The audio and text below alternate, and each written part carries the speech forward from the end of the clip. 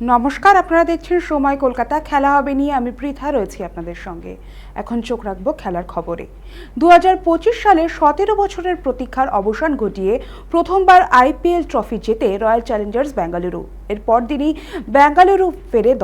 বেঙ্গালুরুতে ফেরে দল এবং পুলিশের অনুমতি না মেলায় সেদিন হুডখোলা বাসে সেলিব্রেশনের আয়োজন বাতিল হলেও সেদিনই চিন্নাস্বামীতে বিশেষ অনুষ্ঠানের আয়োজন করা হয়।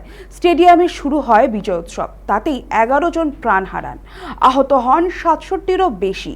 প্রায় 5,000 নিরাপত্তারক্ষীর উপস্থিত থাকলেও দুর্ঘটনা এড়ানো সম্ভব হয়নি। এবার আর তাই কোনো ঝুঁকি নিতে নারাজ ফ্র্যাঞ্চাইজি। আরসিবির সিদ্ধান্ত নিয়েছে এবছর কোনো বিজয়োৎসব হবে না, কোনো রকম বিজয় শোভাযাত্রার আয়োজন করা হবে না।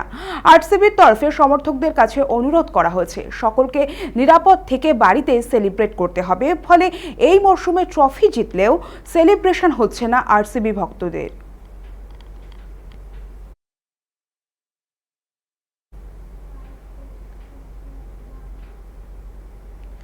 ফাইনালে নিজের আইপিএল ক্যারিয়ারে দ্রুততম হাফ সেঞ্চুরিটা করেছেন বিরাট। তিনি বলছিলেন, খেলার চরিত্র এখন বদলে গিয়েছে। তরুণরা আরও ভালো খেলতে কার্যত বাধ্য করে। তাদের খেলার ধরনের সঙ্গে মানানসইভাবে পারফর্ম করতে হয়। সবসময় কিভাবে নিজের খেলা আরও ভালো করা যায় সেদিকে নজর থাকে। ম্যাচ শেষে যোগ্য নেতার মতো কোহলি জানিয়ে দেন, এই দলে অনেকে আছেন যারা ম্যাচ জেতাবেন। কিন্তু তিনি এমন বললেও চেস মাস্টার আসলে কোহলি।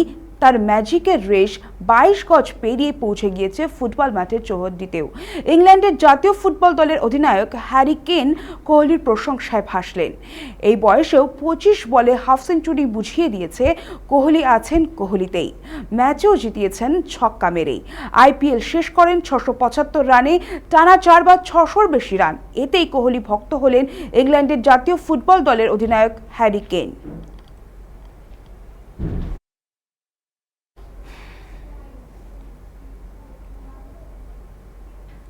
গত 13ই ডিসেম্বর যুব ভারতীর ঘটনার তদন্ত শুরু হওয়ার পরে প্রবল সমালোচনার মুখে পড়ে ক্রীড়ামন্ত্রীর দায়িত্ব থেকে অব্যাহতি নেন অরূপ বিশ্বাস। প্রভাবশালীদের ভিড়ে একসময় মাঠে ধাক্কাধাক্কি শুরু হয়ে গিয়েছিল। মেসির সতীর্থ লুইস সুয়ারেজের পেটে কারো কনুয়ের গুঁতো লাগে, কারো নখের ঘায়ে ছড়ে যায় রদ্রিগো ডিপলের হাত। পরিস্থিতি বেগতিক বুঝে মেসি নিরাপত্তারক্ষীরাই তাকে সেখান থেকে সরিয়ে নিয়ে যান। তারপরে শুরু হয় স্টেডিয়ামের গ্যালারিতে তাণ্ডব। ইতিমধ্যে প্রাক্তন ক্রীড়ামন্ত্রী অরূপ বিশ্বাসের বিরুদ্ধে এফআইআর দায়ের করা হয়েছে। এবার ক্রীড়া সংগঠক শতদ্রু দত্ত জানিয়েছেন, অরূপের বিরুদ্ধে 100 কোটি টাকার ক্ষতিপূরণ, আর্থিক ক্ষতি ও মানহানির মামলা দায়ের করা হবে। আগামী 3রা জুন ওই মামলা দায়ের করা হবে বলে জানিয়েছেন তিনি। শতদ্রুর দাবি, ইতিমধ্যেই দায়ের হওয়া এফআইআরে ভারতীয় দণ্ডবিধির 120 ধারা সহ প্রতারণা, অবৈধ অনুপ্রবেশ এবং অন্যান্য প্রাসঙ্গিক ধারায় আরও কয়েকজনের নাম যুক্ত করার আবেদন করা হবে। এই পদক্ষেপ গ্রহণ করা হচ্ছে নথিপত্র, ভিডিও ফুটেজ এবং অন্যান্য প্রমাণের ভিত্তিতে। এদিকে বাটা ক্লাবের প্রতিনিধি অভিজিৎ দত্তের বিরুদ্ধে অনৈতিকভাবে মাঠে ঢোকার অভিযোগ এনেছেন শতদ্রু। তার বিরুদ্ধে আর্থিক ক্ষতিপূরণের মামলা করা হতে চলেছে।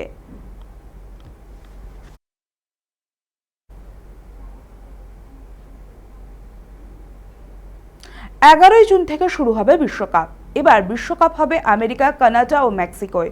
মূলত গভীর রাতে ম্যাচগুলি হবে, যে কারণে বিশ্বকাপের ম্যাচ দেখানো নিয়ে সংশয় ছিল। 2026 ও 2030 সালের বিশ্বকাপ ফুটবল দেখানোর জন্য ভারতের সম্প্রচারের সত্ত্ব প্রায় 100 মিলিয়ন মার্কিন ডলার রেখেছিল ফিফা, অর্থাৎ ভারতীয় মুদ্রায় প্রায় 930 কোটি টাকা। কিন্তু জিও হটস্টার বা সোনি স্পোর্টস তাতে আগ্রহ দেখায়নি। শেষ পর্যন্ত এগিয়ে এসেছে জি এন্টারটেইনমেন্ট এন্টারপ্রাইজ। এবার তাতে শিলমোহর দিল সেই সংস্থা। 4টে চ্যানেল তৈরি করে বিশ্বকাপ দেখাবে জি।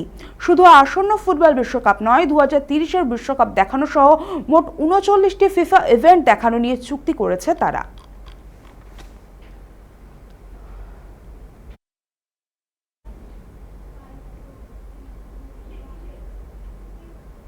4 বছর পর আবার প্রতিযোগিতামূলক টেনিসে ফিরছেন কিংবদন্তি তারকা সেরেনা উইলিয়ামস। চলতি মাসে ইংল্যান্ডের ঐতিহ্যবাহী কুইন্স চ্যাম্পিয়নশিপে ডাবলস বিভাগে খেলতে দেখা যাবে তাকে, এমনটাই শোনা যাচ্ছে। কানাডার তরুণ খেলোয়াড় ভিক্টোরিয়া এমবোকোর সঙ্গে জুটি বেঁধে কোর্টে নামবেন তিনি। 2023 সালের ইউএস ওপেনের পর আর কোনো বড় প্রতিযোগিতায় অংশ নেননি সেরিনা। ফলে তার প্রত্যাবর্তন ঘিরে টেনিস মহলে ব্যাপক আগ্রহ তৈরি হয়েছে। অবসর নিয়ে জল্পনা চললেও তিনি যে এখনও খেলায় ফেরার ইচ্ছা হারাননি সেই বার্তাই দিলেন। ঘাসের কোর্টে নিজের বহু স্মরণীয় মুহূর্তের কথা উল্লেখ করে সেরিনা জানিয়েছেন, কুইন্স ক্লাবে ফেরাটা তার কাছে বিশেষ গর্বের। এই প্রত্যাবর্তনকে ঘিরে এখন নজর রয়েছে তিনি আসন্ন যে খেলা সেখানে অংশ নেন কিনা।